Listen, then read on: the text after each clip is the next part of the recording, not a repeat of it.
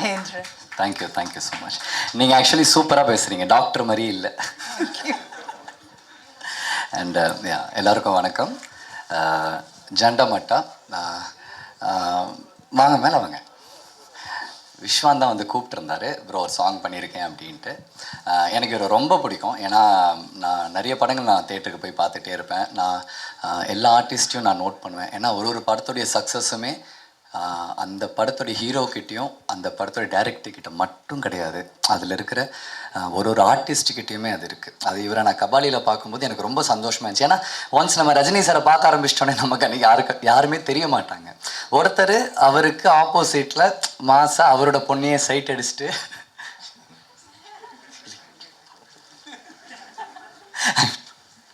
So அது ரொம்ப நல்லா இருந்துச்சு. And thank you. And brother direct. So and இவர் தான் டைரக்ட் பண்ணியிருக்காரு, அண்டு சினிமாட்டோகிராஃபி பண்ணியிருக்காரு, அண்ட் எடிட்டும் பண்ணியிருக்காரு. Multi talented. And all the best brother. Thank you. And Manoj சாரை பற்றி நான் சொல்லிடுறேன். நான் இதுக்கு முன்னாடி ஒரு ஸ்டேஜில் ஒரு இடத்துல நான் சொல்லிகிட்டு இருந்தேன், சார் எனக்கு உங்களை ரொம்ப பிடிக்கும். ஏன்னா ரொம்ப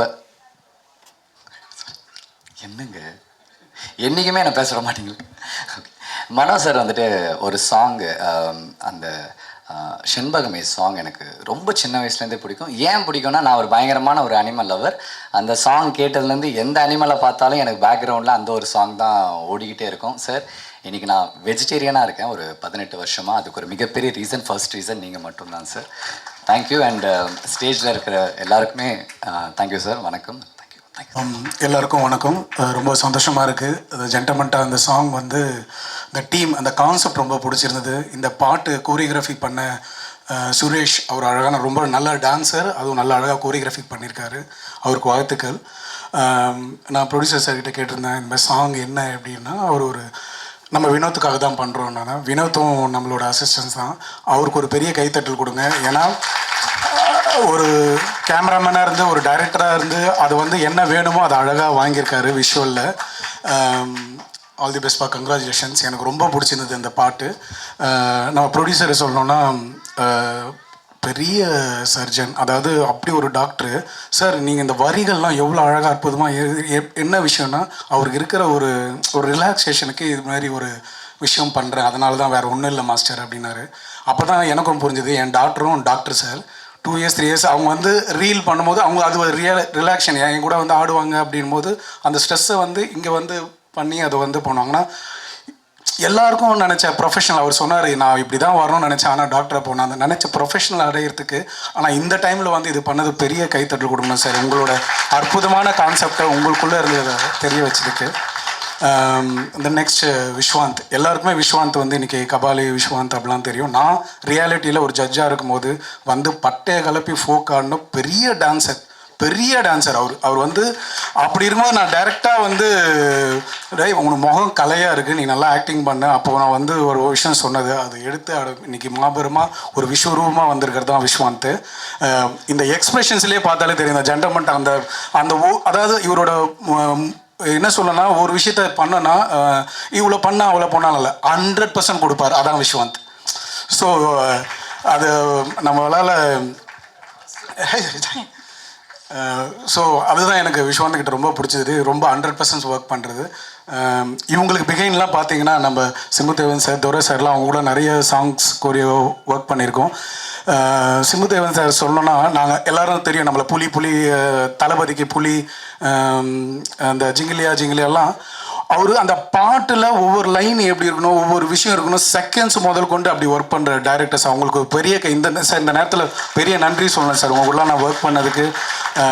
அப்படி இன்றைக்கி ஆல்பம்லாம் இன்றைக்கி வந்து சூப்பராக வர்றதுக்கு வந்து நிறைய படத்தில் வந்து ஆல்பமே வந்து சாங்ஸ் எல்லாம் கம்மியாக இருக்கும்போது இப்படி ஆல்பம்லாம் வரும்போது ஒரு கலையை வளர்க்குறதுக்கு இப்படி ஒரு ப்ரொடியூசர்ஸ்லாம் இருக்கும்போது அவங்களுக்குலாம் பெரிய கைத்தட்டலும் நன்றியை நான் தெரிவிச்சுக்கிறேன்.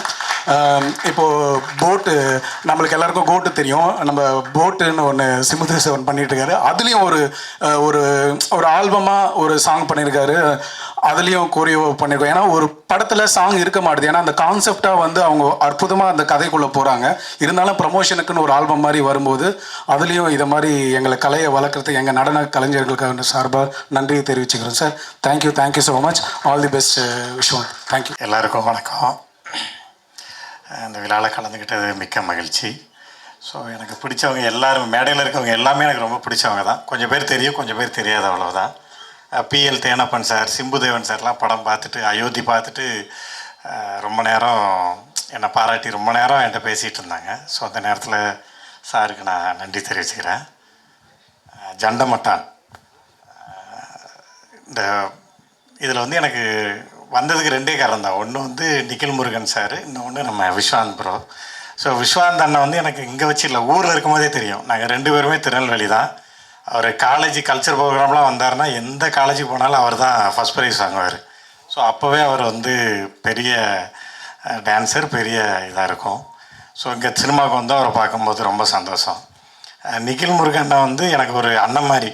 ஸோ வாரத்துக்கு ஒரு 3 தடவையாவது நாங்கள் ஒரு மணி நேரத்துக்கு மேலே பேசிப்போம்.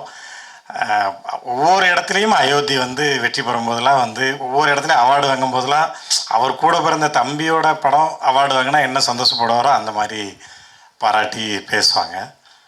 ஸோ அண்ணனுக்கும் நன்றி. இது எல்லாத்த விட இங்கே வந்ததில் எனக்கு எதிர்பார்க்காத ஒரு ஸ்பெஷல் கிஃப்ட்டு என்னோடய குருநாதர் வி.எஸ். துரை சார். ரொம்ப நாளுக்கு அப்புறம் சாரை பார்க்குறேன். அவர்கிட்ட 6 கேண்டில்னு ஒரு படம் ஒர்க் பண்ணேன். ஸோ அயோத்தியில் ஏதோ கொஞ்சம் டைரக்ஷன் பண்ணியிருக்கோம், ஏதோ கொஞ்சம் தெரிஞ்சிருக்குன்னா அது அவர்கிட்ட கற்றுக்கிட்டது தான். அவருக்கும் ஒரு வாழ்நாள் நன்றிகள். மற்றபடி ரொம்ப நன்றி. தேங்க்யூ. டாக்டர் வந்து ஒரு மிகச்சிறந்த டாக்டர் என்பதை விட ஒரு மிகச்சிறந்த ஒரு படைப்பாளியாக கலையை நேசிக்கிறவர் என்பதை விட அடிப்படையில் அவர் மிகச்சிறந்த மனிதர். ஸோ அதுதான் அவரை வந்து எல்லா விதத்திலும் கொண்டு வரும். என்னென்னா ஒரு டாக்டர் அப்படின்னு அவங்களுக்கு ஒரு டென்ஷன் அதெல்லாம், அவர் எப்பயுமே ஒரு ஸ்மைலிங் ஃபேஸில் மற்றவங்களுக்கு ஒரு உதவுற மென்டாலிட்டியில் இருக்க ஒரு பர்சன். ஸோ அவருக்கு முதல்ல அவருடைய கேரக்டருக்கு என்னுடைய வாழ்த்துக்கள். இந்த ப்ராஜெக்டை முதல்ல ஒரு ரஃப் ஸ்கெட்சாக வந்து காமிச்சாங்க. பட் அதுக்கும் 2வதாக காமிச்சதுக்கும் அவ்வளோ நல்ல டிஃப்ரென்ஸ் இருந்தது. குறிப்பாக அந்த ஒரு நடுவில் ஒரு சாங் இருந்தது. அந்த சாங் வந்து ஃபஸ்ட்டு ஜண்டமட்டனை தான் வச்சுருந்தாங்க. அடுத்து போய் டெவலப் பண்ணி வரும்போது பார்த்தால் ஜண்டமட்டான்னு ஒரு ஆல்பமாக எலிவேட் ஆகிருந்தது. ரொம்ப நல்லா இருந்தது. அதில் உள்ள லிரிக்ஸ் ஆகட்டும், எஸ்பெஷலி அந்த ஷார்ட் ஃபிலிமில் வந்து அதில் நேட்டிவிட்டி, அது குறிப்பாக அந்த டப்பிங் மூட் எல்லாமே ரொம்ப நல்லா இருந்தது. ஸோ அதெல்லாம் சொன்னப்போ அடுத்து வந்து ஆல்பமாக டெவலப் ஆகி வந்தப்போ அது இன்னும் எலிவேட் ஆகி ரொம்ப நல்லா இருந்தது. அடுத்தடுத்து அவங்க அந்த டீமோட எல்லாருக்குமே ஒரே எனர்ஜி. அது doctor as a creator and ப்ரொடியூசராக இருந்தாலும் சரி, ஹாரிஸ் எஸ்பெஷலி அவங்க ஹூமர் அண்டு ஷாஜகானுடைய மியூசிக் ரொம்ப நல்லா இருந்தது. டியூனா ஃபைனலாக வந்து இதை வந்து உருவாக்கும் போது மாஸ்டருடைய சிதுவோட இது வந்து ரொம்ப நல்லா இருந்தது. ஓரளவே நல்ல ஒரு எப்படி சொல்கிறதுன்னா, இது வந்து அடுத்தடுத்து நீங்கள் இந்த டீமோட பயணம் இன்னும் பெருசாக போகணும் அப்படின்றது என்னுடைய ஆசை. மனப்பூர்வமான வாழ்த்துக்கள் எல்லாருக்கும். என்னுடைய வாழ்த்துக்களும் நன்றிகளும். வணக்கம் எல்லாருக்கும். வாழ்த்து வந்த அனைத்து நல்ல உள்ளங்களுக்கும் மற்றும் டாக்டரோட குடும்பத்தினருக்கும் மற்றும் பத்திரிகையாளர் மற்றும் ஃபோட்டோகிராஃபர் வீடியோகிராஃபருக்கு என்னோட மாலை வணக்கம். நான் இங்கே வந்து ஒரு என்னோட ரொம்ப நெருங்கிய நண்பர். அவரோட அழைப்பின் பேரில் தான் வந்தேன். வந்த பிறகு இங்கே எல்லாம் நம்ம தெரிஞ்சவங்க தான். நிக்கில் இப்போ டாக்டரோட திறமையில் தெரிஞ்சது. நீ எனக்கு தெரிஞ்ச ஒரு தொழிலை விட்டு 24 hours இங்கே அடுத்து சாங் தான் பண்ணுவார்னு நினைக்கிறேன். நிச்சயமாக அது ஹிட்டான கண்டென்ட் மாதிரி தான் தெரியுது. பார்த்தேன், நல்லா பண்ணியிருக்காங்க. எல்லாரோட உழைப்பும் தெரியுது ஒவ்வொரு ஃப்ரேம்லேயும். டைரக்டர் ஆகட்டும், மியூசிக் டைரக்டர்லேருந்து எல்லோரும் நல்லா பண்ணியிருக்காங்க. நிச்சயமாக எல்லாரோட கடவுளர்களால் நல்ல பெரிய ஹிட்டாகி டாக்டர் இன்னி நேரடியாக என்னை கூப்பிடுங்க, அடுத்த ஃபங்க்ஷனுக்கு நானே வந்துடுறேன், ரெகுலராக பண்ணுவீங்கன்னு நினைக்கிறேன்.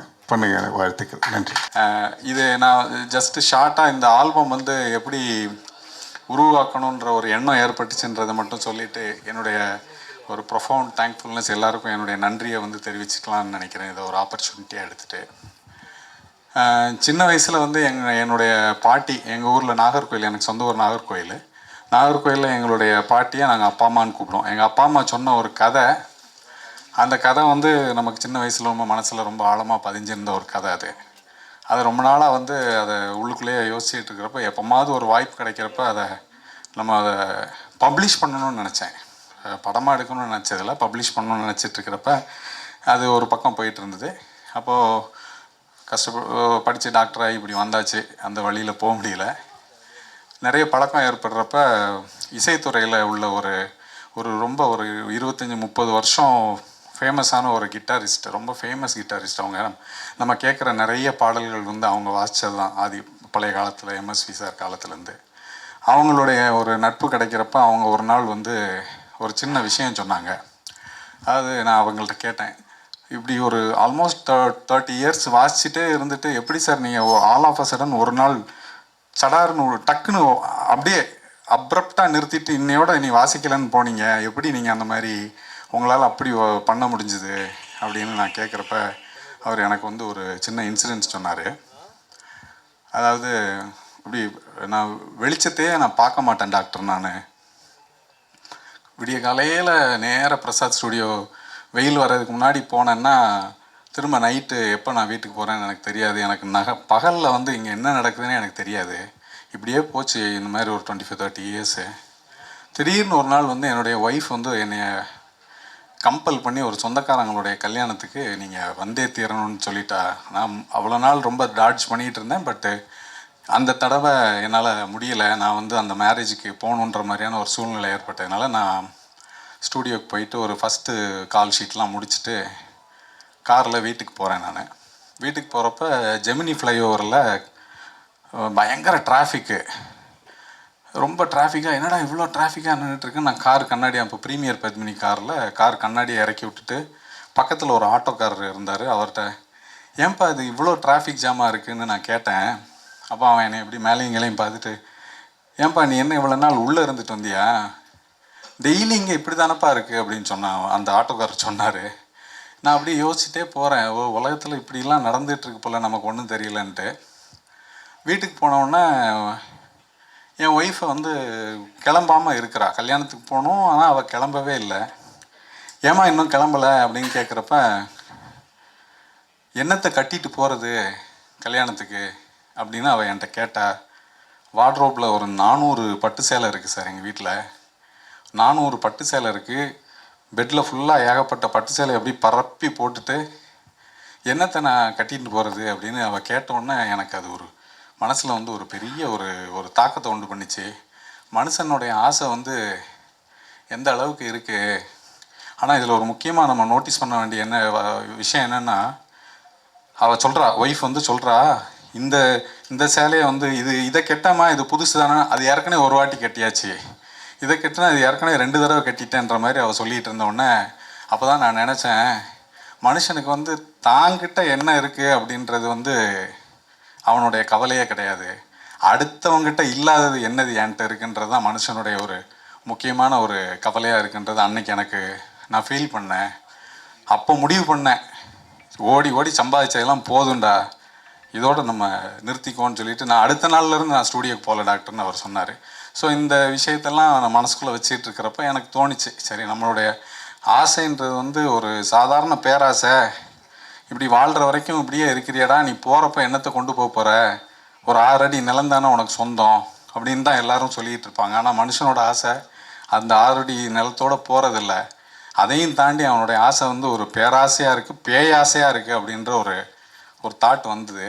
அதை பேஸ் பண்ணி தான் இதை எடுக்கணும் அப்படின்னு நினச்சி எங்கள் பாட்டி சொன்ன கதையோட சில கருத்துக்களெல்லாம் சேர்த்து நான் இதை பண்ணேன்.